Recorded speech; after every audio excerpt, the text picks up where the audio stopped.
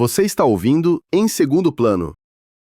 Vamos lá. Já pararam para pensar na pergunta mais fundamental de todas?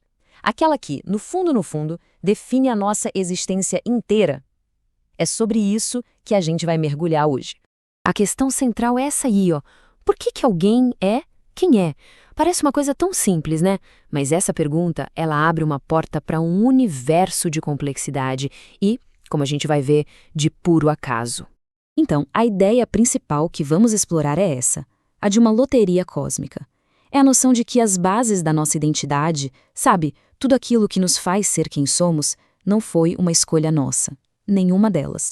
É bom refletir um pouco sobre isso. A nossa identidade não foi escrita pela gente. Pensa bem, ela é o resultado de uma corrente imensa de acasos, de eventos aleatórios que vêm lá desde o Big Bang até este exato segundo. Dos pigmentos na pele, a coordenada exata no tempo e no espaço em que existimos, nada disso foi uma escolha. Somos literalmente o produto de uma gigantesca loteria cósmica.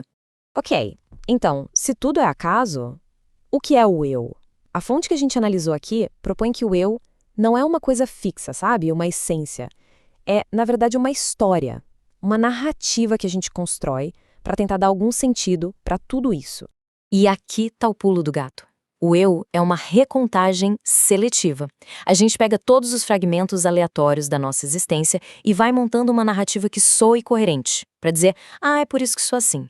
É uma história que a gente escreve para justificar um roteiro que, na verdade, já estava em andamento muito antes. E essa cadeia de acasos é uma coisa incrivelmente profunda. Ela começa lá no nível dos átomos, passa pelas uniões que originaram cada vida e chega até os valores da cultura específica em que cada pessoa nasceu. Uma única coisinha diferente em qualquer um desses pontos e o eu que a gente conhece simplesmente não existiria. E isso leva a gente para uma conclusão que é bem radical. Se a base de quem somos é puro acaso, então se apegar de forma tão rígida às nossas opiniões, identidades e aquelas certezas absolutas começa a parecer um pouco absurdo, não é? São só subprodutos de uma história que nem fomos nós que escrevemos. Talvez isso seja um convite para a gente ter um pouco mais de humildade sobre as nossas próprias histórias e muito mais empatia com as dos outros.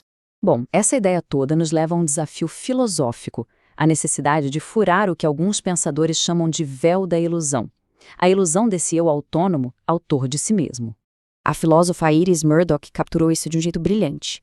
Ela diz que a gente vive nesse lugar de ilusão, o eu, e que um verdadeiro ato de bondade, de clareza, é justamente tentar ver além dele, é se conectar com o mundo como ele realmente é e não só com a nossa historinha sobre ele. E aqui a gente vê um contraste muito interessante. Enquanto a cultura ocidental moderna tende a celebrar o eu o tempo todo, com suas ideias de autoria e controle, muitas tradições filosóficas do Oriente veem justamente o contrário, que a dissolução dessa mesma ilusão é o principal objetivo da vida. Portanto, no nosso contexto de hoje, simplesmente parar para questionar essa história que contamos sobre nós mesmos, olha, isso já é um ato de coragem. É quase contracultural, requer disciplina e uma vontade de ir um pouco contra a maré. Mas vamos ser honestos, confrontar essa ideia não é nada confortável. Encarar a verdadeira profundidade do acaso pode ser genuinamente aterrorizante. O filósofo Blaise Pascal formulou a questão que está bem no coração desse terror existencial. Por que aqui e não em qualquer outro lugar? Por que agora e não em qualquer outra época? A conclusão de Pascal é de uma honestidade brutal.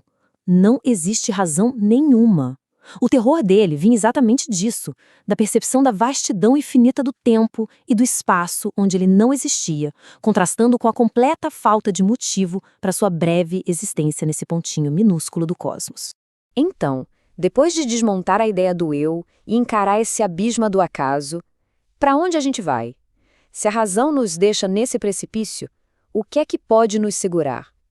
A filosofia nos oferece uma resposta que vai além da lógica pura e simples. Depois que a lógica nos mostra a falta de um fundamento sólido para tudo, o que é que sobra para nos sustentar? A resposta, em sua simplicidade poderosa, é uma só: o amor. Mas calma, não é o amor no sentido romântico de filme. É o amor como uma força fundamental, quase como a matéria que enfrenta a antimatéria do acaso. É o reconhecimento do valor que existe em outra pessoa, uma existência tão improvável quanto a nossa. É uma afirmação de que, mesmo sendo tão improváveis, estamos aqui. É a força que nos faz vibrar com vida, apesar de tudo. O poeta Philip Larkin escreveu aquela frase famosa: "O que sobreviverá de nós é o amor", sugerindo que o amor é o nosso legado, aquilo que fica. Mas a fonte que estamos analisando aqui oferece uma correção poderosa. Talvez o amor não seja o que sobrevive de nós, talvez o amor seja como nós sobrevivemos. É o mecanismo que nos permite suportar essa impotência cósmica de termos sido jogados na existência sem pedir por isso. Isso tudo nos leva a uma última reflexão. Se o eu é a história que a gente se conta para dar algum sentido ao acaso, então será que o amor não seria o verdadeiro autor dessa história? Se em algum momento você pensou em alguém enquanto ouvia este episódio, talvez valha compartilhá-lo com essa pessoa. Obrigado por ouvir. Até o próximo episódio.